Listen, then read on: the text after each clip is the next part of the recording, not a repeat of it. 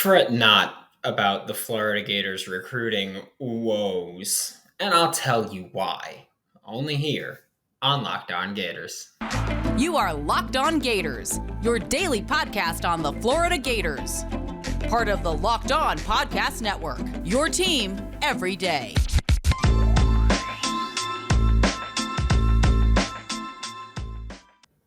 Hello, and welcome back to another episode of Locked On Gators, part of the Locked On Podcast Network, your team every day. Thanks for making Locked On Gators your first listen of the day. We are available daily and free wherever you listen to the podcast. I'd like to thank LinkedIn Jobs for being the official college football recruiting sponsor across the Locked On College Network. LinkedIn Jobs helps you find the candidates you want to talk to faster. Post your job for free at linkedin.com/LockedOnCollege. Terms and conditions apply. Happy Tuesday. It's going to be a good week for us. I'm Brandon Olson. Find me on Twitter at WNS_Brandon. Find my written work with Whole Nine Sports and follow us on YouTube. Find my written work with Giants Country of SI.com and check the YouTube community page. Join the Discord. We're going to have some fun in there. Like, subscribe, do all that fun stuff that we talk about constantly. But now it's time to talk about the true issue with Florida Gators football right now. There are a lot of people concerned about Florida Gators recruiting, and here's the thing. I get it. I do. I understand the want and the desire as a Florida Gators fan to say, well, Florida's an elite program. That's a fact. It is what it is. That's what I don't care how you feel about it. Florida's an elite program, an elite university. They should be recruiting better. We talk about it all the time. We go, well, Florida needs a top 5 class, a top 10 class. That's what they deserve. That's what they should get. And right now we're not there. Currently it's 22. Hold your horses, because here's the thing. Florida, yes, an elite football program, very historic and very, very, I don't even know what the word would be. Very titled, maybe. Maybe that's the word that I'll use for it. But here's the thing. Florida last year was the laughing stock of college football. It was bad. Florida under Dan Mullen, and especially in his last year with Dan Mullen and the Florida Gators, it was bad.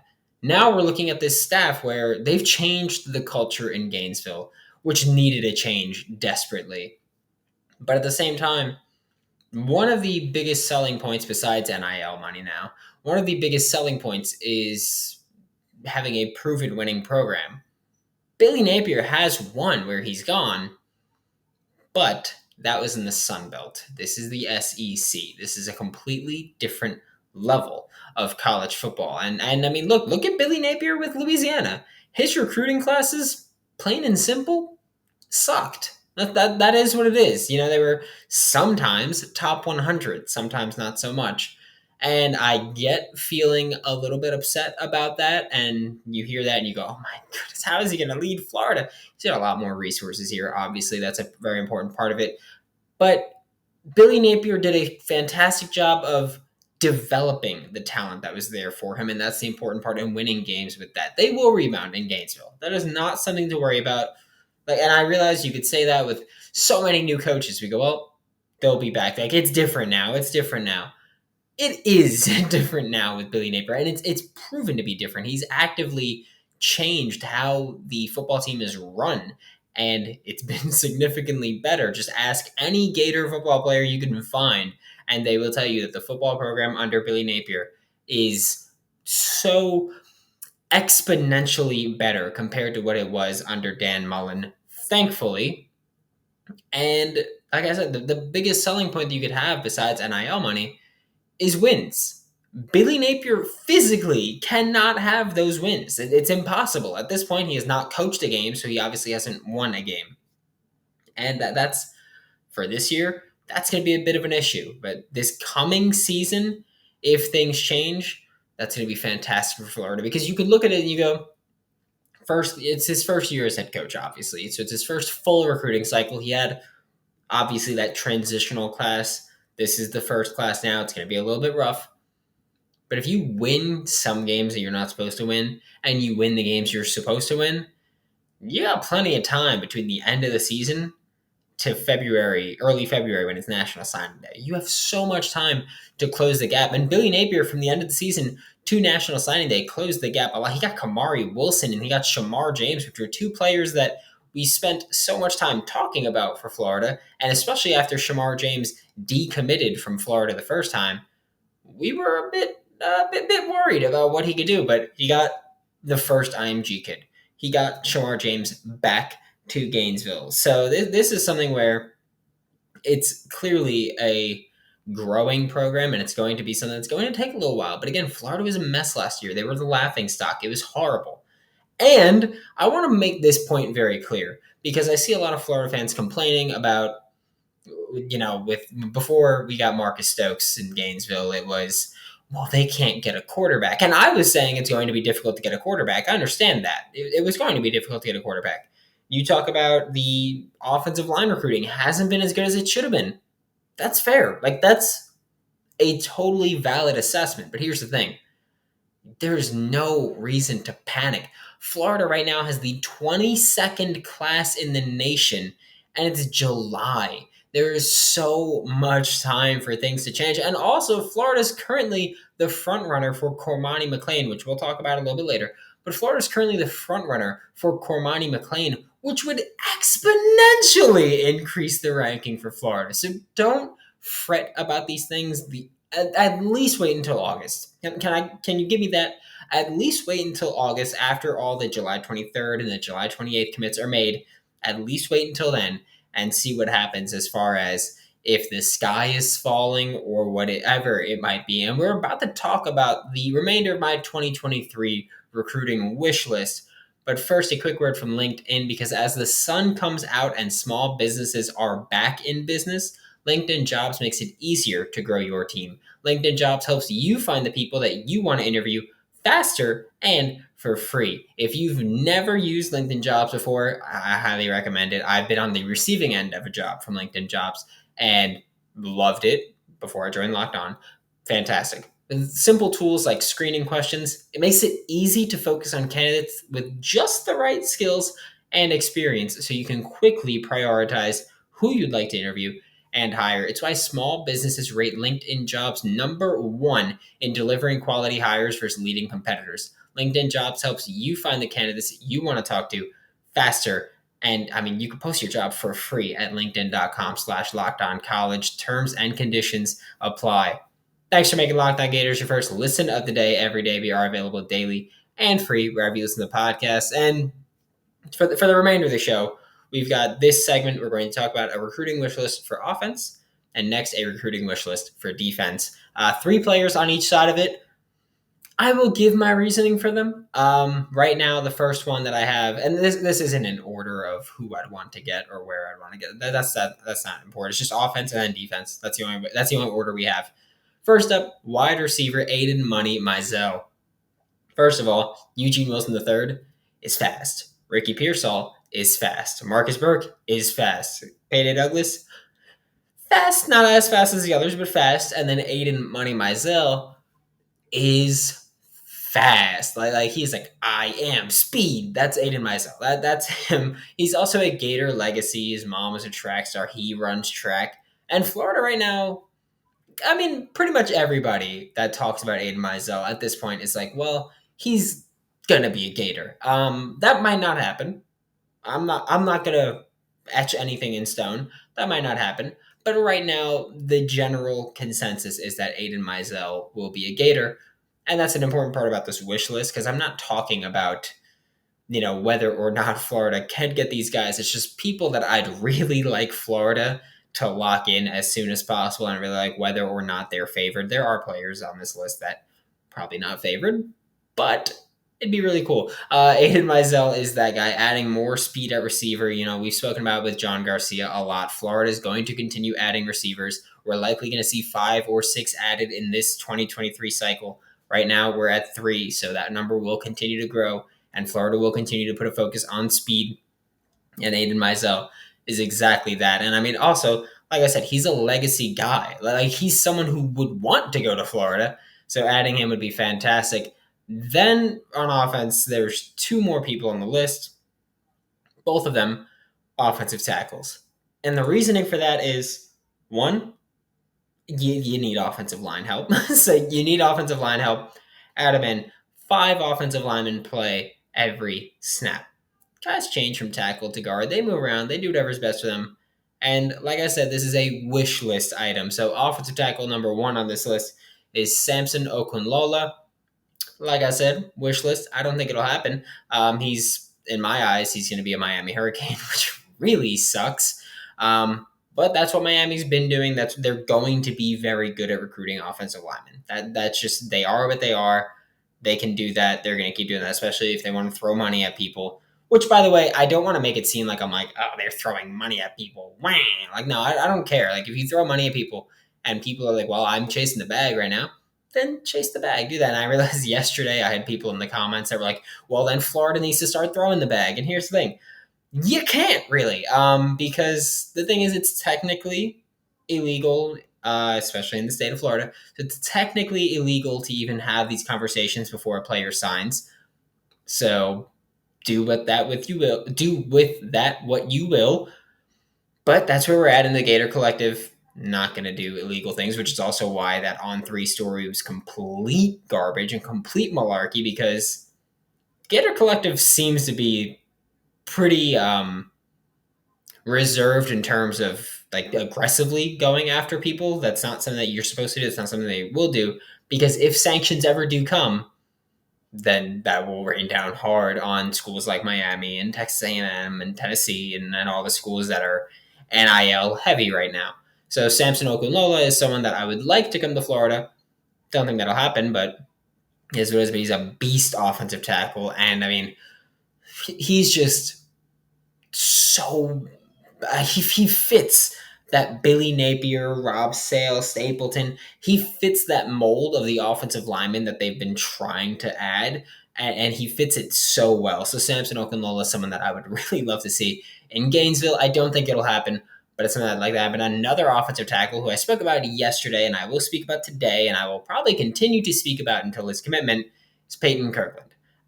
The board, by the way, at offensive tackle right now, it's clearing quickly. Just not obviously just from all offensive tackles, but the board of offensive tackles that are blue chip players that Florida has offers out on, or that Florida has interest from, that board is thinning pretty quickly. And again, I don't think Payton Kirkland comes to Florida. I think he winds up being a Michigan State kid.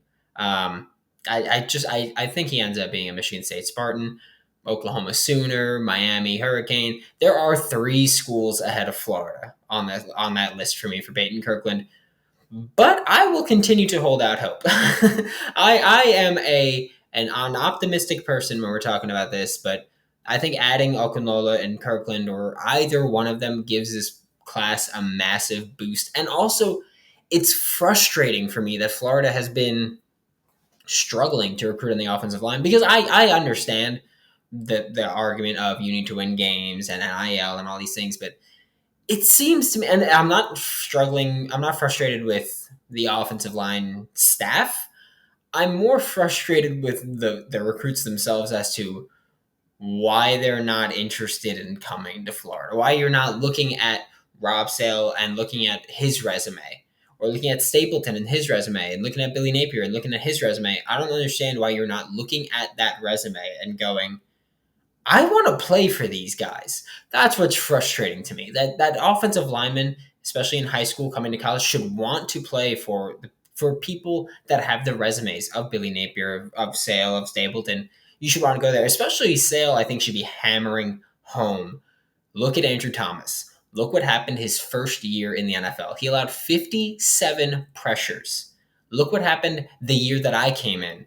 That year he allowed, I think it was 18 pressures in that entire season. Granted, he missed 4 games, but 18 pressures in that entire season is incredibly impressive. That is elite. I think that's the 6th least among like qualified offensive tackles in the NFL. So like Rob Sale should be hammering that home. And that's kind of where I'm at with it. We're about to look at the defensive wish list, but first, a quick word from BetOnline, because if you think the Florida Gators are going to win 7 or more games, like I think, then bet the over. If you think they're going to win 6 or less games, bet the under, because right now at BetOnline, the Gators win total is set at 6.5 games. BetOnline.net is your number one source for all of your betting needs and sports information. I've been using it for 5, coming up on 6 years now, and I couldn't be happy with it. I love it so much. It's got so much, not just football, basketball, baseball, soccer, hockey, table tennis, golf, darts. What else does it have? It has esports and League of Legends. Solid money, by the way. Counter-Strike Go.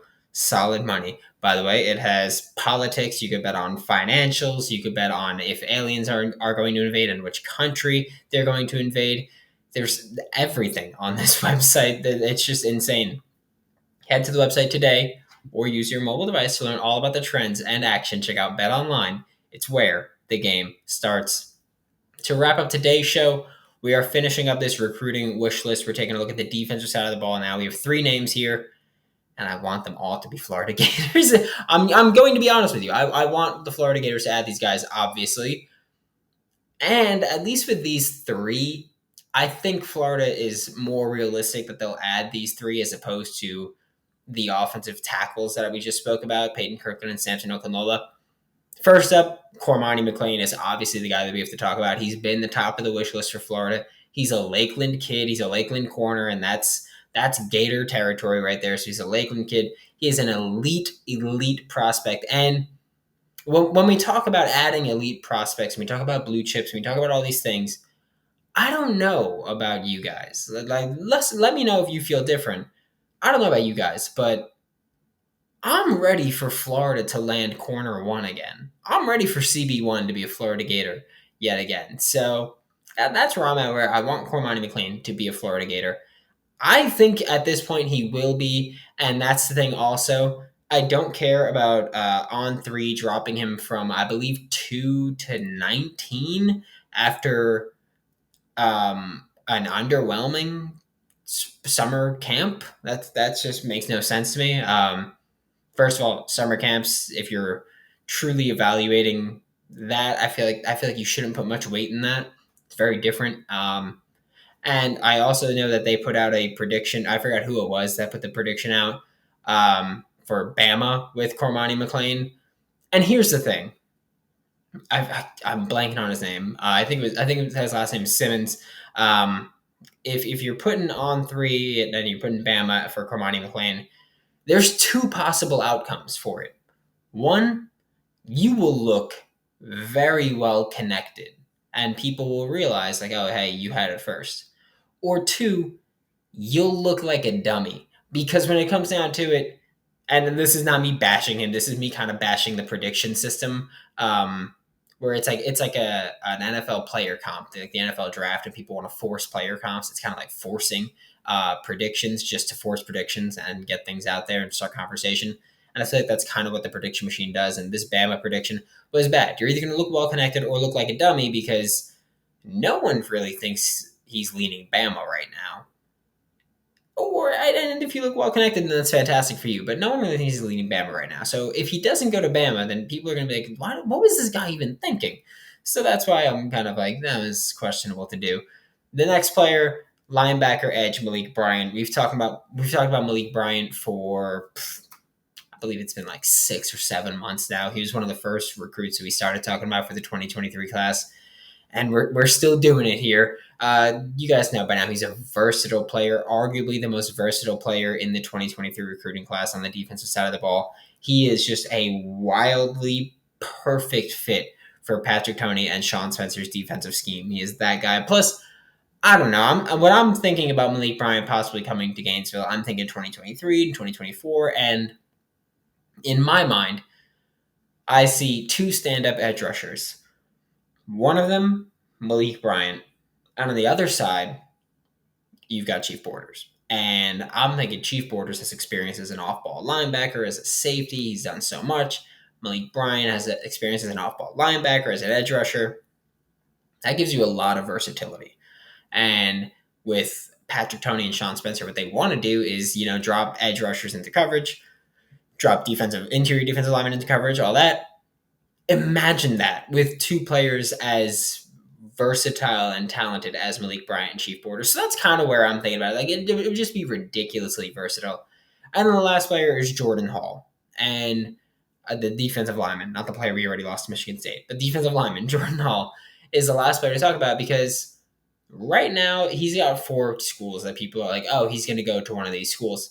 It's Florida, in no particular order, but it's Florida, it's Florida State, it's Georgia, and it's South Carolina. And I'm looking at that and I go, well, Georgia and South Carolina are SEC schools. We want to beat them. Florida State is obviously Florida State. We want to beat them. So it's not only that you get a great ad and a blue chip defensive lineman and someone that can contribute almost immediately, probably, when he gets onto campus. You get that big defensive lineman from Jacksonville, so you're adding more Jacksonville to Gainesville. He's got a wild first step. You got Javon Dexter probably headed to the NFL. You got Chris McClellan on board, but you need more defensive linemen that can get that first step and get some pressure there. And you get to take a player away from Florida State, from Georgia, from South Carolina, and you get to walk away with that victory, and you get to bump your class, hurt theirs, make them look a little silly, get players back, or get a win back, a head-to-head win back over all those schools. That's one of the reasons I'm like, I want Jordan Hall. He's a great add, but also he's a great subtraction from the other recruiting classes. So that's what I'm looking forward to. Thanks for making Locked On Gators your first listen of the day every day. We are available daily and free wherever you listen to the podcast. We'll be back tomorrow, probably talking about some Florida Gators media or SEC media day. Now make your second listen Locked On SEC, hosted by Chris Gordy of Sports 790. Get the best coverage of the best conference, including the best university, University of Florida, every single day. For Locked On Gators, I'm Brandon Olson. Don't forget to follow me on Twitter at WNS_Brandon. Find all my written work with Whole Nine Sports at WHOLENINE Sports and GiantsCountryofSI.com. And I will see you all tomorrow.